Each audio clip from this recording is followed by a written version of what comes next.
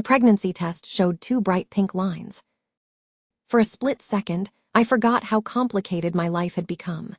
My hands trembled as I stared at the little plastic stick, and a strange mix of excitement and fear rushed through me. Before I could even decide whether to smile or cry, the bedroom door opened. My husband, Ethan, walked in wearing his usual tailored charcoal suit. He looked polished, calm, and completely unreadable. Without saying hello, he tossed a thick envelope onto the bed in front of me. "Mia," he said coldly, "I want a divorce." The words hit harder than a punch. I looked from the envelope to his face, hoping I had misunderstood. Instead, he pulled out a document and slid it toward me. "Sign the agreement," he continued. "If you do it today, I'll add an extra $3 million to the settlement." My throat tightened. Why now? He checked his watch as if this conversation were just another business meeting. When we got married, we signed a 3-year contract. That contract expires in 6 weeks. If you refuse to sign now, the marriage will end automatically when the term is up, and you won't receive the additional money. I clenched the pregnancy test behind my back. "What if I told you I'm pregnant?" For the first time, his expression changed. Then he said something that turned my blood to ice. "That child can't be mine." I stared at him. "What?" "I had a vasectomy before we got married," he replied. "You know that." No, I didn't. My mouth opened, but no words came out. Ethan was the only man I had been with during our marriage. If the baby wasn't his, then whose was it? But when someone has already decided you're lying, explanations don't matter. He turned and walked out of the room, leaving me alone with the divorce papers and 1,000 questions. I sank onto the edge of the bed. Our marriage had never been normal. 3 years earlier, the woman who was supposed to marry Ethan was my older sister, Claire. A week before the wedding, she ran off to Europe with the man she claimed was her true soulmate. The merger between our families was already finalized, invitations had been sent, and both families were desperate to avoid public embarrassment.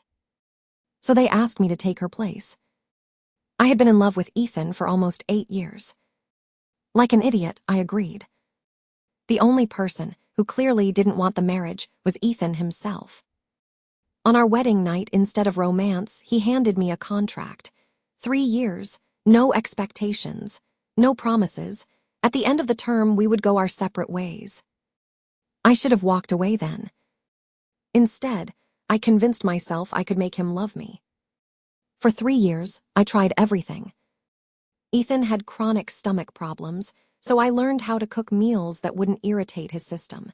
He suffered from migraines and insomnia, so I researched herbal remedies, massage techniques, and even acupressure. I memorized his schedule, his preferences, and every little habit that made his life easier. Looking back, I realize how pathetic that sounds. No one falls in love with their personal assistant.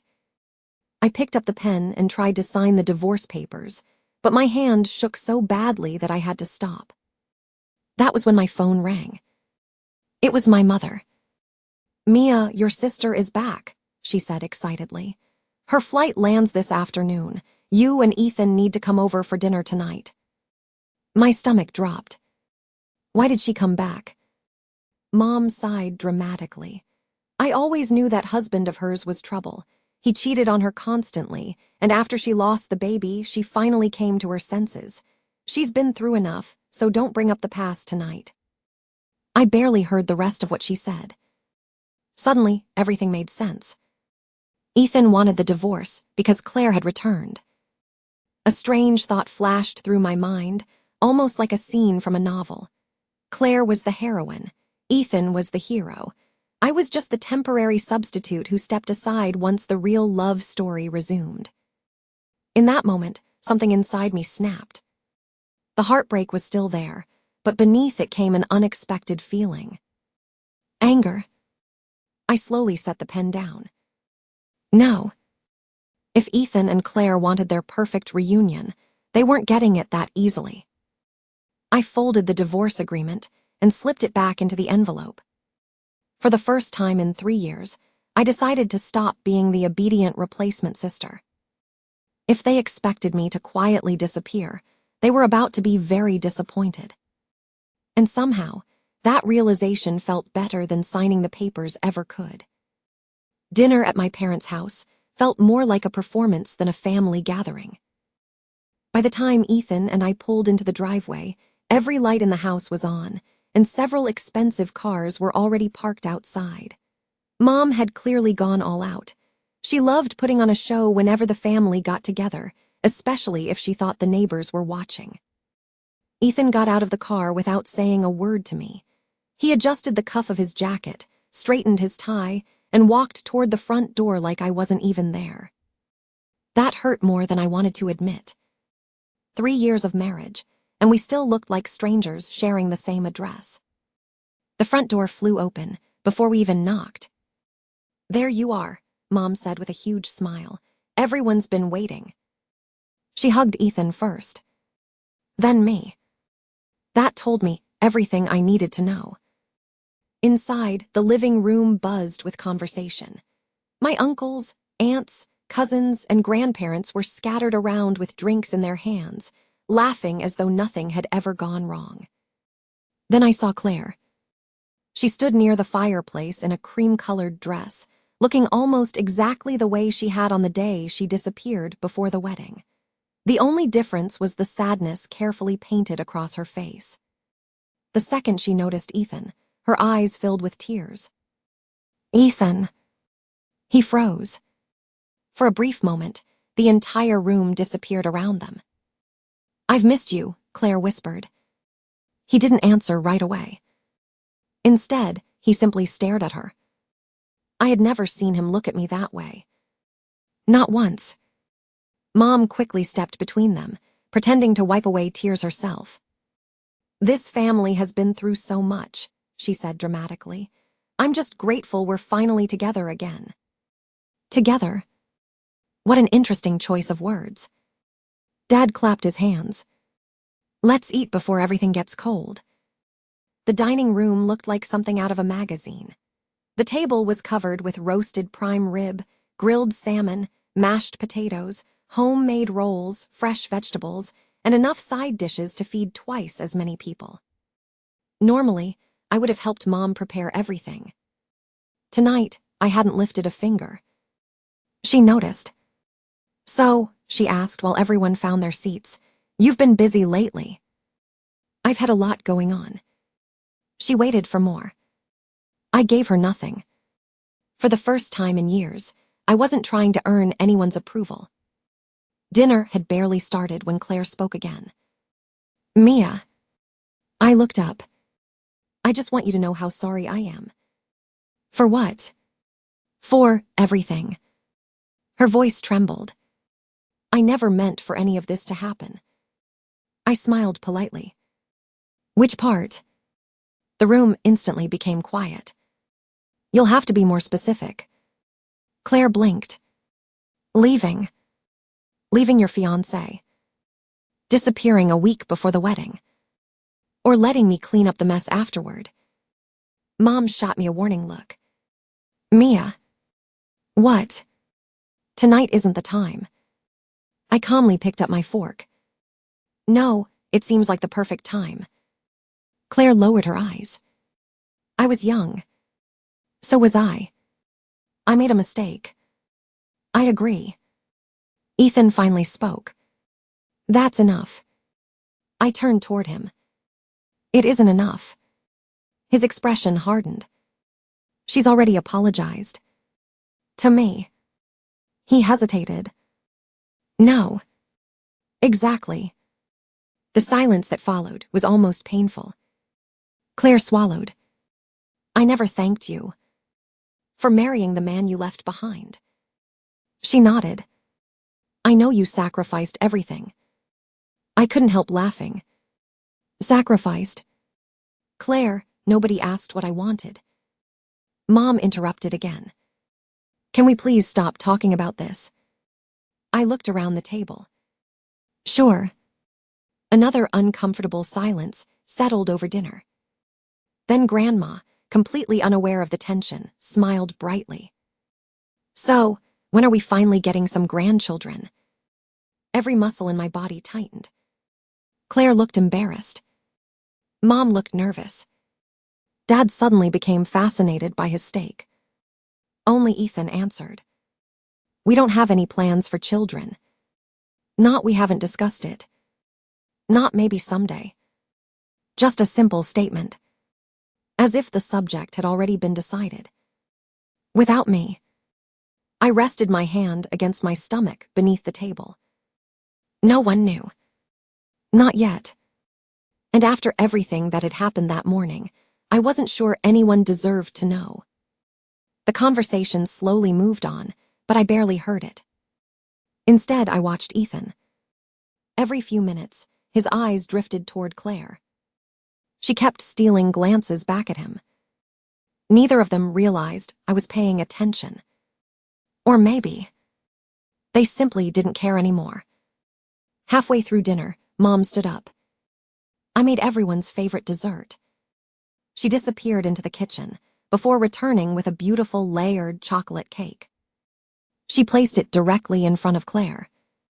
We've all missed having you home. The message couldn't have been clearer. Claire was the daughter being welcomed back. I was just there. For years, I would have quietly accepted that role. Not anymore. As everyone admired the cake, I calmly reached into my purse. The envelope containing the divorce papers was still inside.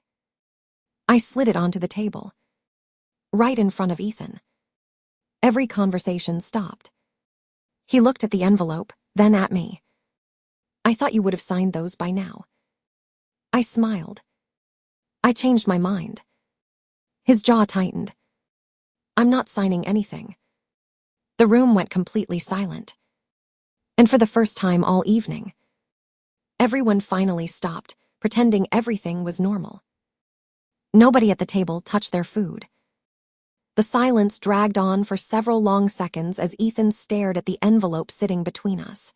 His expression barely changed, but after 3 years of marriage, I knew exactly what was going through his mind. He wasn't angry because I refused to sign. He was angry because, for the first time, he wasn't the one in control. He slowly pushed the envelope back toward me. Don't play games, Mia. I leaned back in my chair.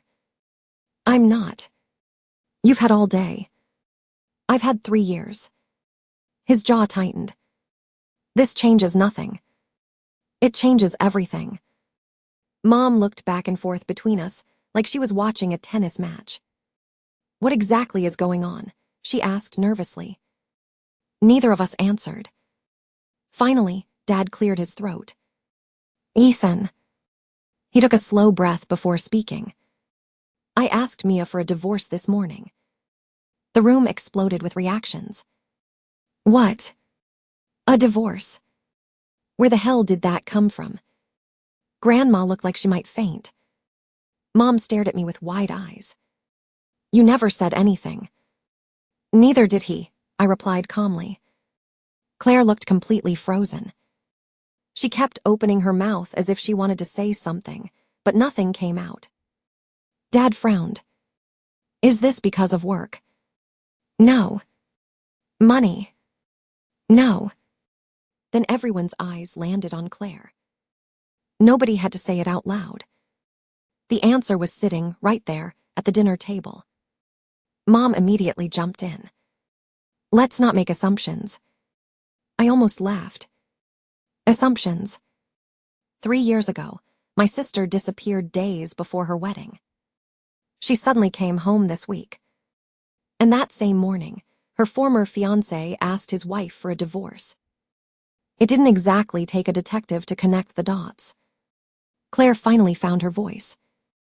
Mia, I swear this isn't because of me. I looked directly at her. Then tell me why he waited until the day you came home. She had no answer. Instead, Ethan answered for her. This has nothing to do with Claire. Oh. Our agreement was always temporary. Agreement. Not marriage. Not relationship. Agreement. The choice of words stung more than I expected. So that's all this was. You knew the terms. I knew what was written on paper. And I was stupid enough to believe people can change. His face remained unreadable. I'm sorry you misunderstood. I actually smiled. No. I shook my head slowly. I'm sorry I wasted 3 years trying to convince someone to love me. Nobody moved. Even Dad looked uncomfortable now. Mom suddenly reached across the table. Mia, sweetheart. I gently pulled my hand away before she could touch it. I'm fine. No one believed me. Honestly, I wasn't sure I believed it either. Claire suddenly stood up. This is my fault. No, Ethan said immediately. It is. Tears rolled down her cheeks. If I had never come back. I interrupted her. You coming home isn't the problem. She looked at me. The problem is that everyone in this family has spent years making decisions for me. Dad frowned. What does that mean?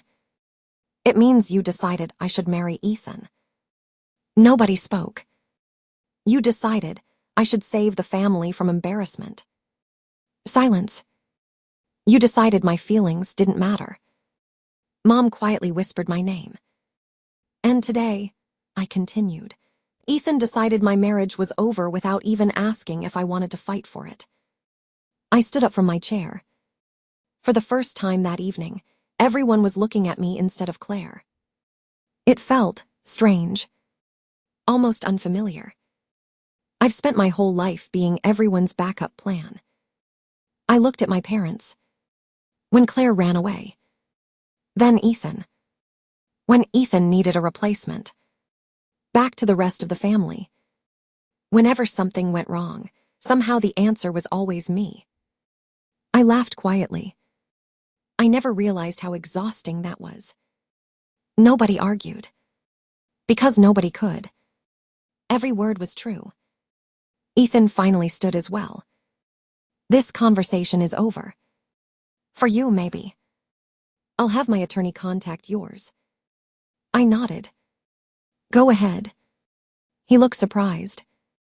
I won't make this difficult. That caught him off guard. I'll sign the divorce. Claire slowly looked up. Ethan's shoulders relaxed for the first time all evening. Then I added one more sentence. But not until you're ready to hear one thing. His expression hardened again. What? I placed one hand over my stomach without thinking. You still don't know the whole truth. For the first time that night, I saw genuine uncertainty in his eyes. He had absolutely no idea what I meant. And I wasn't ready to tell him. Not yet. The room stayed completely still. Every pair of eyes locked onto me after I said those words. You still don't know the whole truth. Ethan frowned. What are you talking about? I almost told him. My fingers instinctively tightened against my stomach, but I stopped myself at the last second. Not here. Not with 20 people staring at me like I was the evening's entertainment. I lowered my hand. You'll find out when the time is right. His patience was wearing thin. Mia, stop being dramatic. I let out a quiet laugh. Dramatic. I looked around the table. My husband asked me for a divorce the same day my sister came back after disappearing for 3 years, and I'm the dramatic one. No one rushed to defend him. Not even Claire. Ethan grabbed the envelope with the divorce papers. I don't have time for this. I know. You have 45 days before the agreement expires. I read the contract. If you don't sign now, you'll lose the additional settlement. I shrugged. I've never stayed with you because of money. That finally got a reaction out of him. For the first time all night, he looked directly into my eyes. Almost as if he were trying to figure out who I was. Because the woman sitting across from him wasn't the same one who had spent 3 years trying to make him happy. Mom suddenly stood. Everyone just needs to calm down. She forced a smile that fooled absolutely nobody. We're supposed to be celebrating Claire's return. Dad nodded quickly. Your mother is right. Let's end this conversation. I picked up my purse. That's actually a great idea. Mom blinked. You're leaving? Yes. But we haven't even had coffee. I've lost my appetite. Claire hurried after me as I walked toward the front door. Mia, please wait. I stopped but didn't turn around. I'm so sorry. I closed my eyes for a second. I believe you. She sounded surprised. You do. I believe you're sorry. I finally faced her. But being sorry doesn't erase what happened. Tears filled her eyes again. I never wanted you to get hurt. I know. And I never meant to fall in love with someone else. I sighed. Claire, this isn't just about you running away. She looked confused. It's about what happened afterward. I pointed toward the dining room. Our parents didn't ask me whether I wanted this marriage. They told me it was my responsibility. My feelings were never part of the conversation. Claire wiped her eyes. I should have come back sooner. Maybe. I should have fixed this. No. She frowned. It was never your job to fix it. Just like it isn't mine anymore. Before she could answer, the front door opened behind us. Ethan stepped outside. We need to talk. I looked at Claire. Give us a minute. She quietly nodded and walked back inside. The cool evening air felt refreshing after everything that had happened. Ethan slipped both hands into his pockets. I don't understand what you're doing. I finally stopped pretending. This isn't you. I smiled faintly. Maybe you never actually knew me. He looked away toward the street. I've always respected you. I couldn't help laughing. Respect? Mia? No. I shook my head. You appreciated me. There's a difference. His expression became serious. You made my life easier. Exactly. I organized your schedule. I handled the house. I remembered your medications. I canceled meetings when your migraines got bad. I knew your coffee order better than you did. I paused. You didn't love me. You got comfortable. He didn't deny it. That silence hurt more than any argument could have. Finally, he spoke. I never asked you to do all those things. No. You never had to. I volunteered. Another long silence settled between us. I wish things had turned out differently, he admitted. I studied his face. For the first time in years. He actually looked tired. Not cold. Not distant. Just exhausted. So do I. He looked surprised by my answer. I really mean that. I didn't marry you because of our families. I married you because I loved you. The words hung between us. I don't anymore. I wasn't sure which one of us those words hurt more. He slowly nodded. I understand. No. I quietly corrected him. I don't think you do. If you understood, you would have realized that breaking someone's heart isn't the worst thing you can do. He frowned. What is? Accepting their love.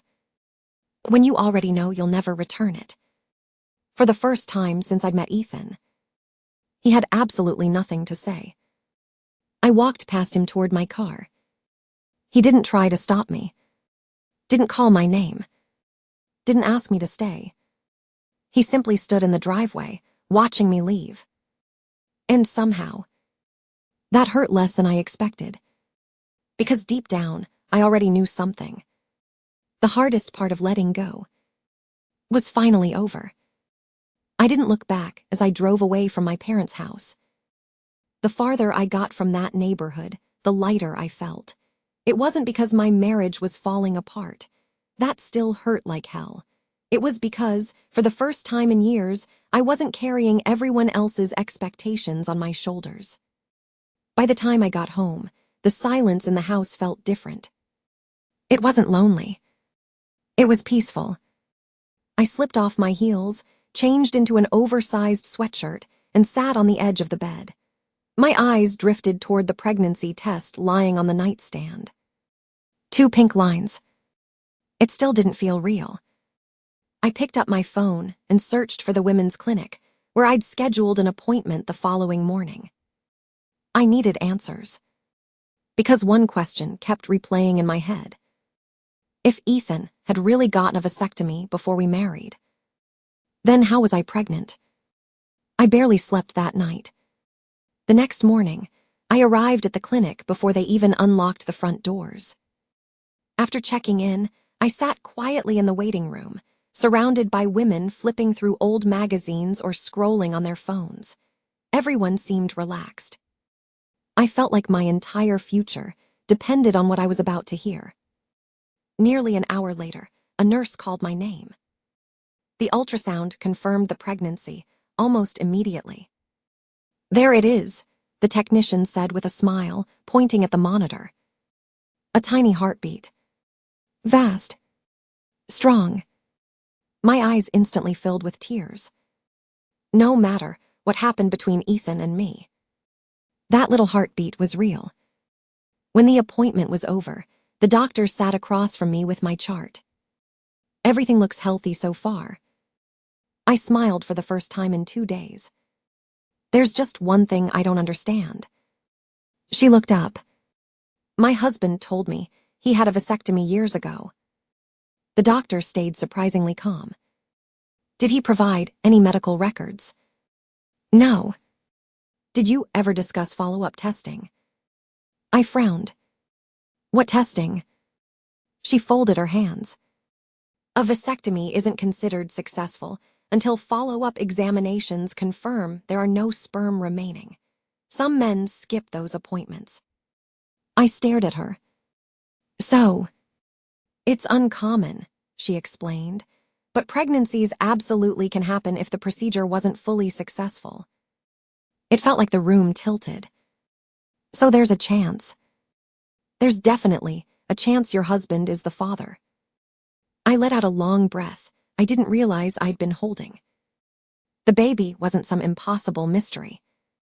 There was a perfectly reasonable explanation, which meant Ethan had jumped to the worst possible conclusion without giving me a chance to explain anything. As I walked out of the clinic, my phone buzzed. It was Ethan. I let it ring. A few seconds later, another call. Then another. Finally, a text message appeared. "We need to talk." I slipped the phone back into my purse. For 3 years, I had answered every one of his calls within minutes. Today, he could wait. About an hour later, I stopped at a small cafe near the river.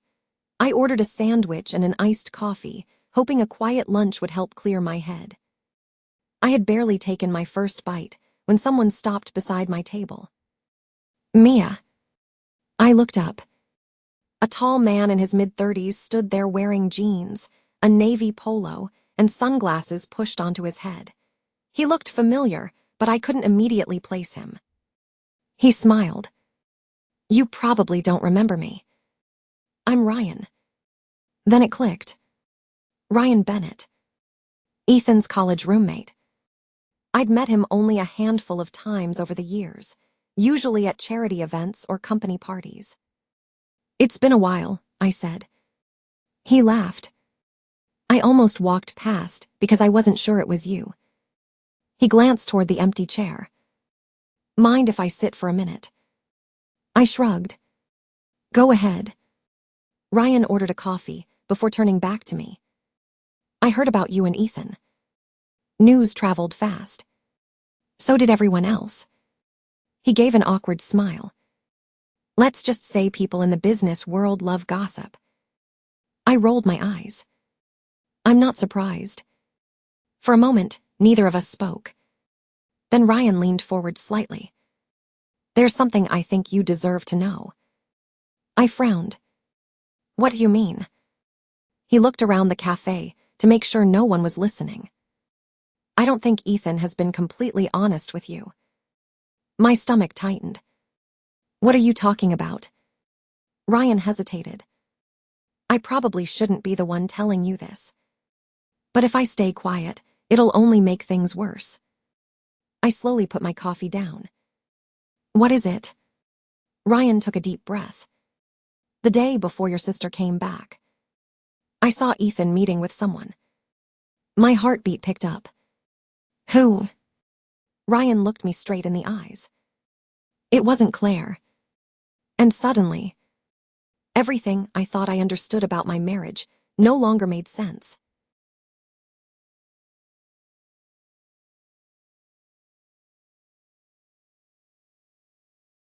I stared at Ryan, convinced I'd misheard him.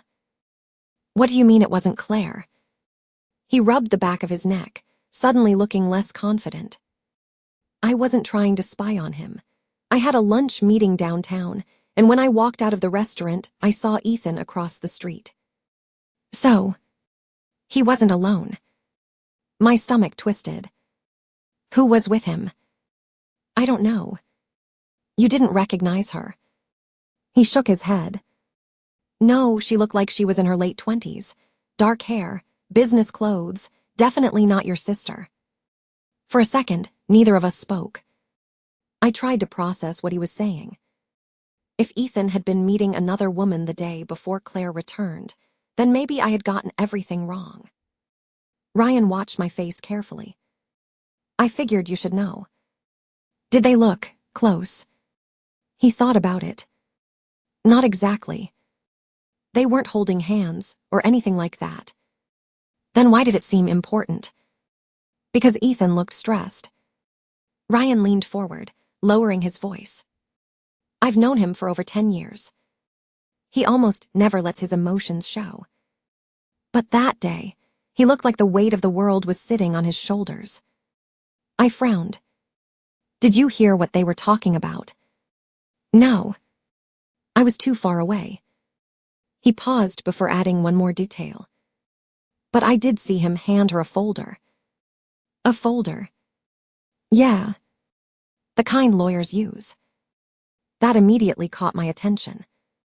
A folder. Legal documents. Business contracts. Divorce papers. There were too many possibilities. Ryan glanced at his watch. I should get going.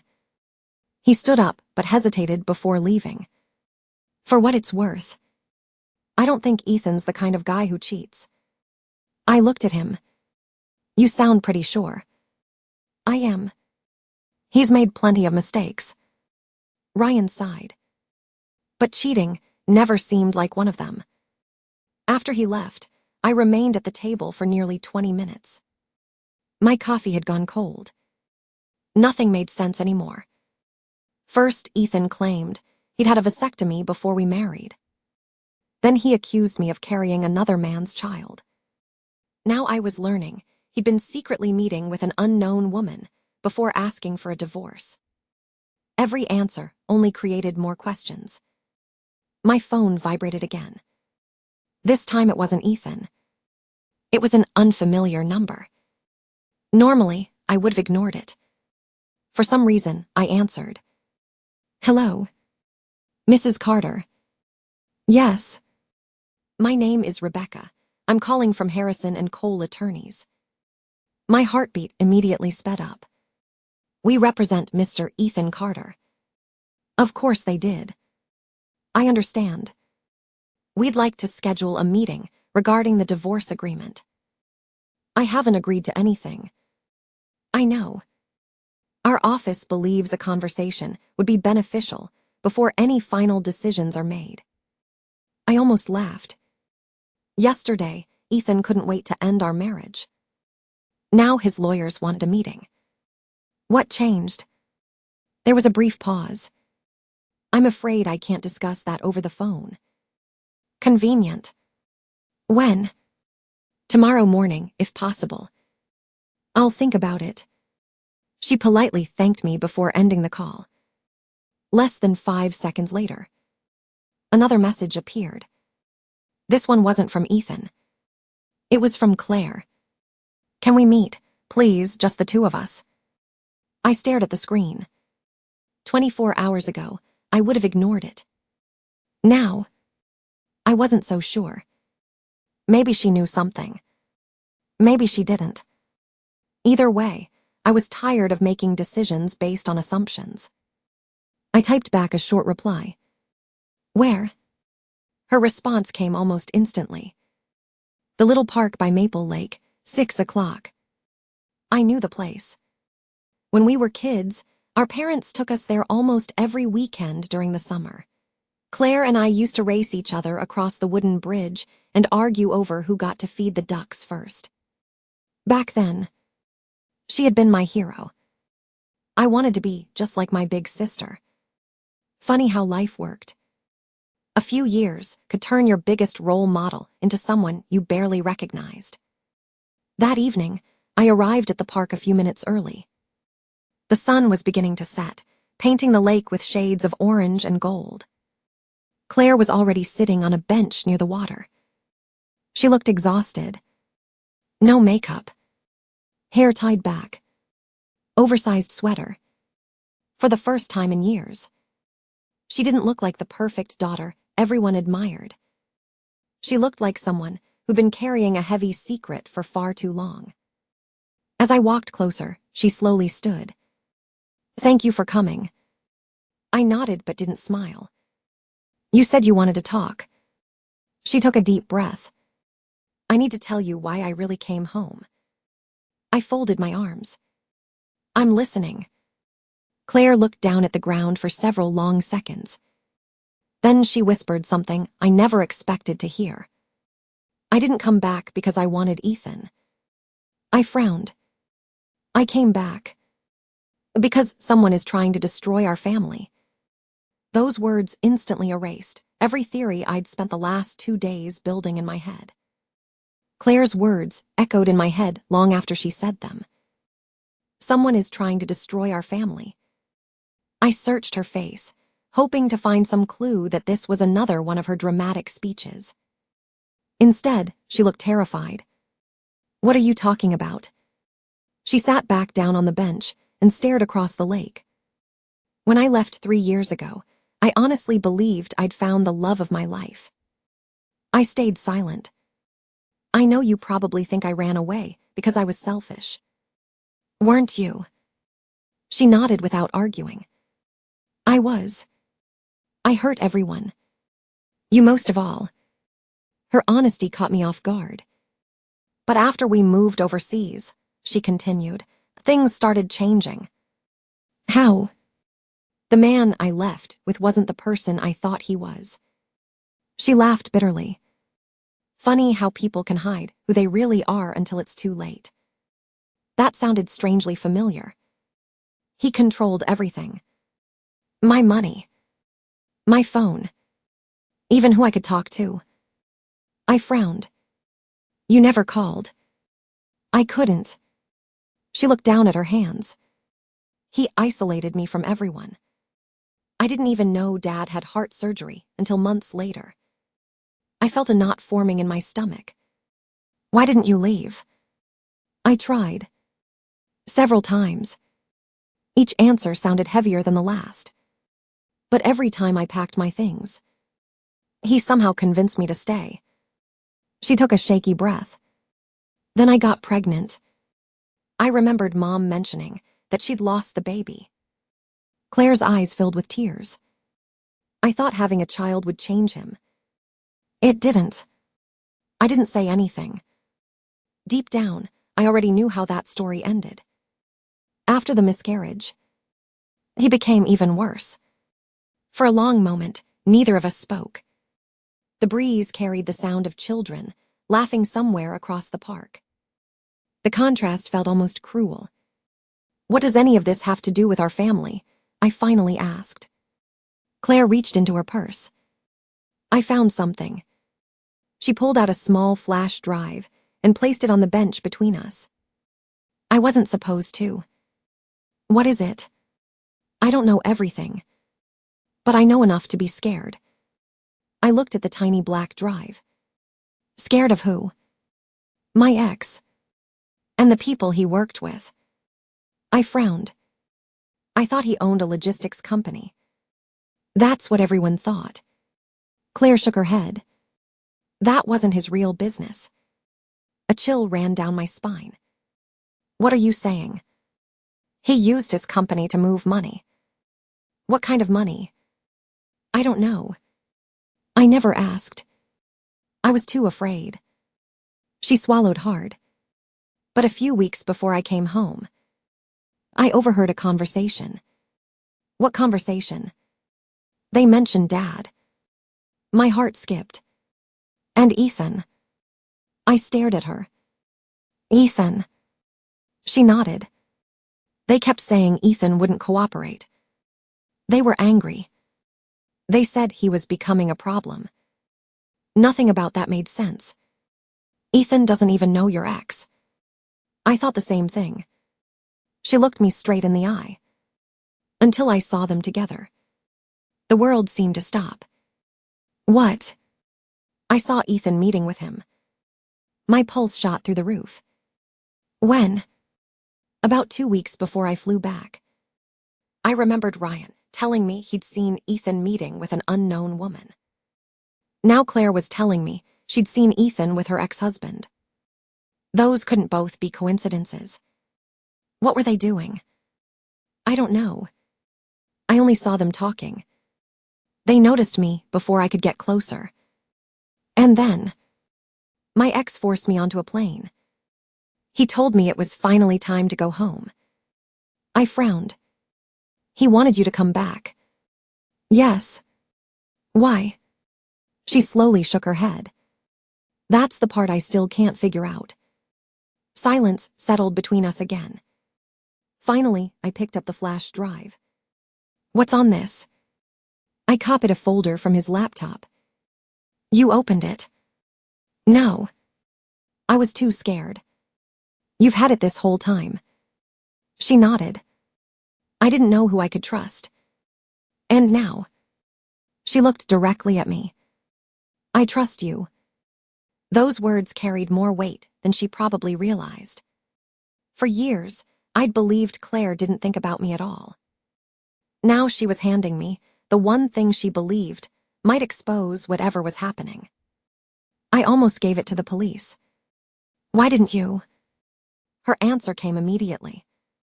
Because I don't know who else is involved. I slipped the flash drive into my purse. I know someone who might. She looked confused. Who? I thought about Ryan. Then about Ethan's lawyers calling me out of nowhere.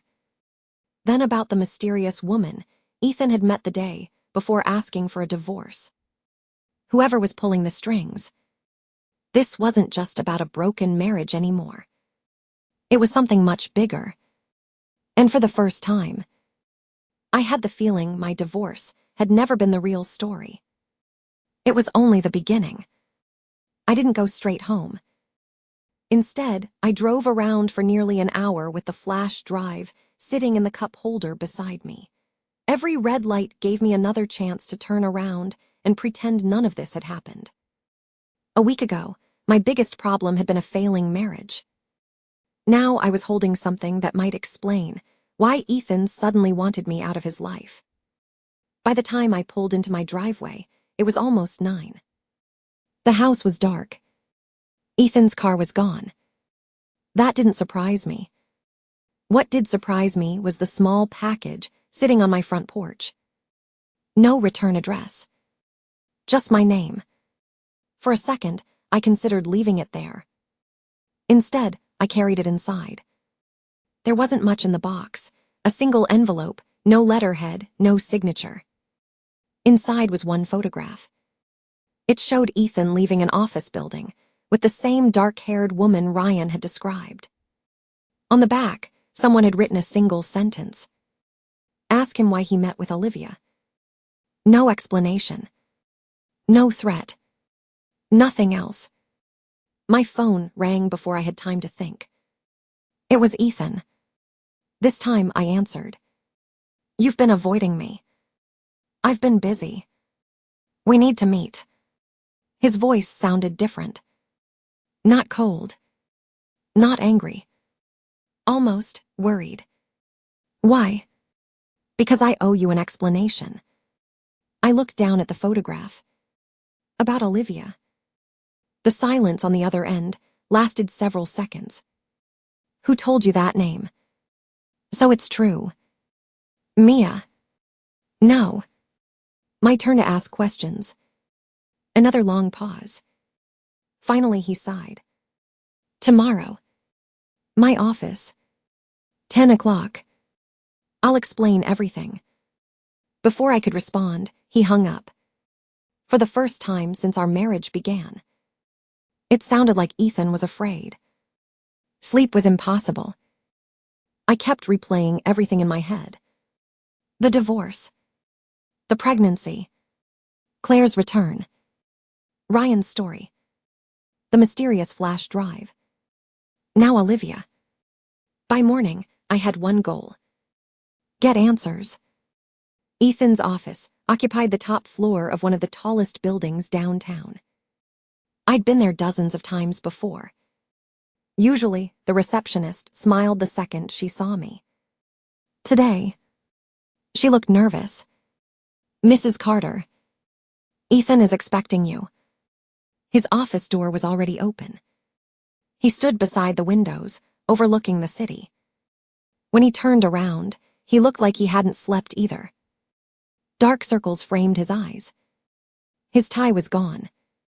His sleeves were rolled up. It was the most human I'd ever seen him. He motioned toward the chair. Please. I stayed standing. Start talking. He nodded slowly. The woman in the photograph is Olivia Brooks. What does she do? She's a federal investigator. I blinked. What? I've been working with her for months. Nothing about that made sense. You expect me to believe that? I don't expect you to believe anything. He opened a desk drawer and slid a folder across the desk. Inside were copies of emails, financial records, and court documents. Names. Bank accounts. Wire transfers. Companies I'd never heard of. Then I saw one name that made my stomach drop. Claire's ex-husband. Ethan watched my reaction. I didn't ask for the divorce because Claire came home. He took a slow breath. I asked because someone believes you're the easiest way to get to me. The room felt impossibly quiet. I looked up from the documents. So everything these last few days. It was a lie. He shook his head. No. My feelings were real. I handled them terribly. But the timing wasn't about Claire. He rubbed his forehead. Olivia warned me someone close to me could become a target. I thought ending our marriage would protect you. I almost laughed. You call this protection. I know. I was wrong. You accused me of cheating. His face filled with regret. I know. You broke my heart. I know. You never even gave me the chance to tell you I was pregnant. His head snapped up. What? The room went completely still. I reached into my purse and placed the ultrasound photo on his desk. His hands trembled as he picked it up. I thought. So did I. I told him everything the doctor had explained about failed vasectomies. He sat down heavily. I never went back for the follow-up appointment. I closed my eyes. Exactly. For a long time, neither of us spoke. Finally, Ethan looked at me. I'm sorry. I know those words aren't enough. They aren't. He nodded. I don't expect forgiveness. I looked out across the city. 3 years. So much pain. So many misunderstandings. Maybe some of it could have been avoided if we'd simply talked to each other instead of making assumptions. I picked up my purse. I'm not promising anything. I'm not saying we'll fix this. But if we're going to make decisions about this baby, we'll do it honestly. For the first time in years, Ethan gave a genuine smile. A small one, filled with relief. I'd like that. As I walked toward the elevator, I realized something. This story had never really been about a contract marriage, or a divorce, or even betrayal. It was about what happens when fear replaces trust. Sometimes people destroy the very thing they're trying to protect. And sometimes, the hardest conversation of your life becomes the first step toward finally telling the truth. The end.